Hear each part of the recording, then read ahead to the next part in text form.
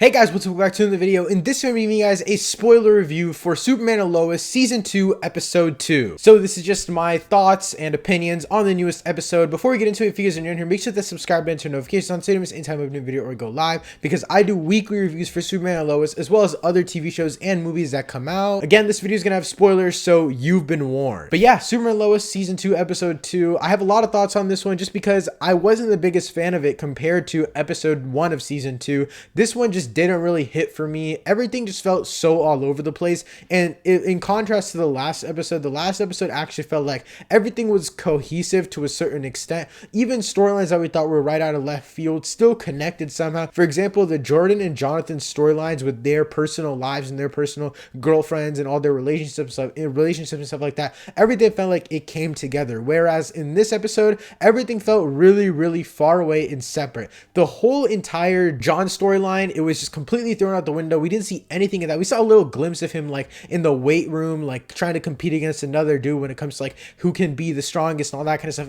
That's all we got for John. But for Jordan, we got a little bit more regarding Sarah and his relationship with her, but I'll talk about that later in this video. I want to talk about my main issue with this episode, which was Morgan Edge. He just wasn't really it, in my opinion. Like, I loved him last season, but it felt weird to have him in this episode, and it was a cool way to get Superman to go to his cave, the fortress, and all that kind of stuff, and he had to go to Edge's fortress and he couldn't go to his own, and that was great. But Morgan Edge took up so much screen time, and it was great dialogue between Jordan, Superman, and Morgan Edge, but as a whole it just didn't feel cohesive. And I think another reason for that is because Lois' storyline in this episode was once again super sidelined. As a whole, this episode just felt so all over the place, and I think mainly that's because they didn't flesh out one single storyline or two single storylines. They didn't have two cohesive running storylines at once and going parallel of each other while still having other stuff going on the side. For example, the last episode we had the stuff with Lois, and then the stuff with Superman in the DA or DO or whatever it's called, the military people.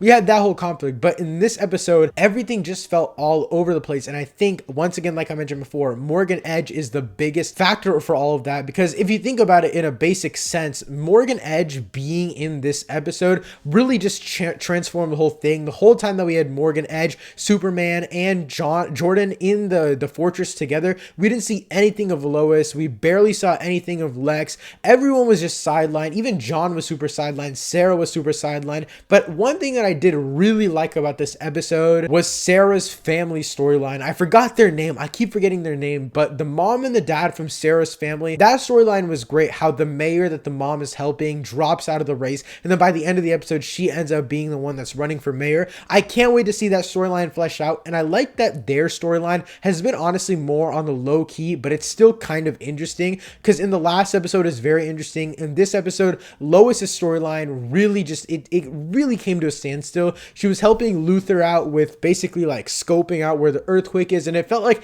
everything was just at a standstill until we got to the other family storyline regarding the mayor and all that kind of stuff. But now I want to talk about Jordan's storyline regarding Sarah, and Sarah basically coming out and telling the truth to Jordan. And I really liked this part of the episode, and it felt weird. It felt like just a regular CW drama show, but at the same time it still felt like it was super important to the plot, and it didn't feel like they were doing it just to have some Riverdale-esque drama in here. But seeing Sarah come clean to Jordan and showing that whole shift in his mood, because he was super excited after he fought basically Edge with his dad and how he almost beat Edge. Him and John were literally talking about it beforehand, and it's just really sad to see that entire shift in tone within Jordan, because I personally have had a fun time with this character going on season 1 now to season 2 because of his shift in motive and stuff like that. How they showed a lot of his Superman powers and his struggle kind of getting the Superman powers in the beginning of season 1, and they kind of let it go, and I wish they kind of kept going with it, and they started right back up in this episode. And then obviously everything went downhill with Sarah. Sarah basically kissed another girl at camp, and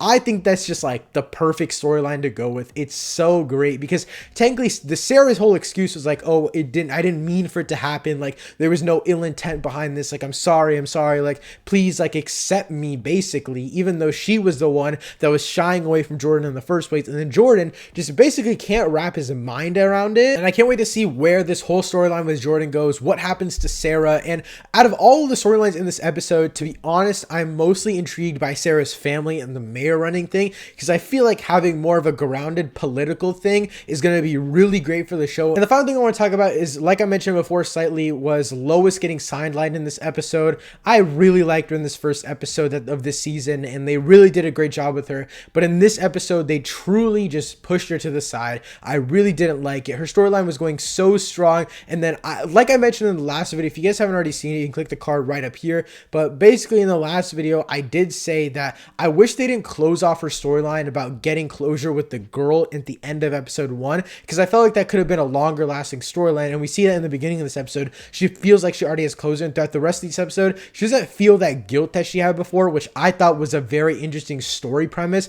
And I'm pretty mad that they already got rid of it, because to me, that's what made Lois's character like stand out from the rest of the characters. But other than that, I don't have too many thoughts on Superman and Lois season 2 episode 2. Let me know what you guys thought of Superman and Lois season 2 episode 2 in the comments down below. Subscribe to the channel and turn notifications on, because I'll be covering Superman and Lois every single week, giving you guys my spoiler thoughts and a review of the episode. Thank you so much for watching. I'll see you next time. Peace.